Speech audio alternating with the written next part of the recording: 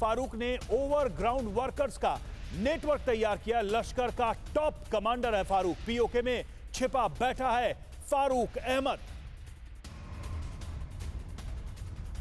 तो top commander लश्कर का, और देखिए इस टॉप कमांडर के बारे में जो जानकारी हम आपको बता रहे हैं, पीओके में इस वक्त ये छुपा हुआ है और इसका नाम सामने आया है। इस आतंकी हमले में ये बड़ी जानकारी सामने आई है। सेना के रडार पर यह पहले से ही है।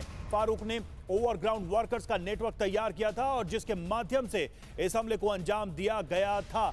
सुमित हमारे साथ, हमारे सहयोगी जुड़े हुए हैं। सुमित, फारूक को लेकर क्या जानकारी है और क्या यह माना जाए कि ऐसे कई आतंकी और ओवरग्राउंड वर्कर्स कश्मीर के अंदर मौजूद थे जिन्होंने इस आतंकी बर्बर और कायराना हरकत को अंजाम देने में मदद की?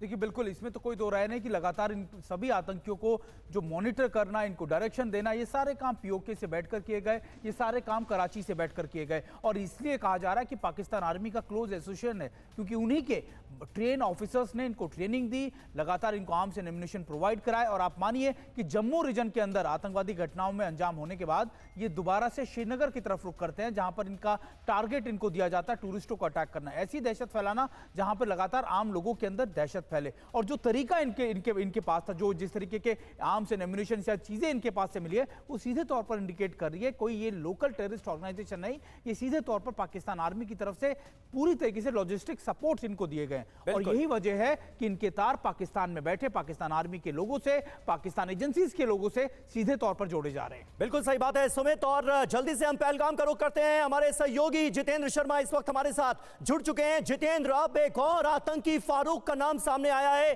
पहलगाम में हुए बर्बर आतंकी हमले से उसका नाम जुड़ रहा है और हाशिम मूसा को पहले ही आइडेंटिफाई किया जा चुका है और उसके बारे में यह भी पता चला है कि वो खुद पहलगाम के आतंकी हमले में शामिल था, यानी उसने भी लोगों की जान ली है। तो पाकिस्तान के खिलाफ एक मुकम्मल कच्चा चिट्ठा तैयार होता हुआ नजर आ रहा है कि कैसे इस आतंकी हमले को अंजाम दिया गया।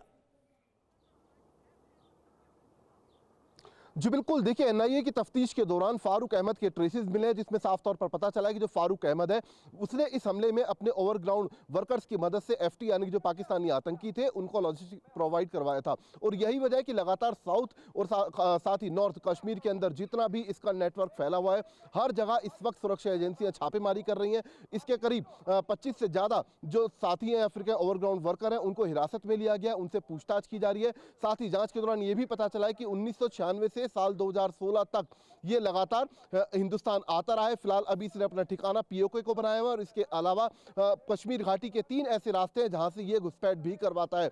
हाल ही में इसके घर को भी कुपवाड़ा के अंदर सुरक्षा एजेंसियों ने गिराया था इस पहलगाम हमले के बाद। तो लिहाजा अब जब इसके ट्रेसेस मिले तो ऐसे में इसका जो भी OGW नेटवर्क है उसको ब्रेक करना, उसको तोड़ना सुरक्षा एजेंसी के लिए सबसे अहम माना जा रहा है। जी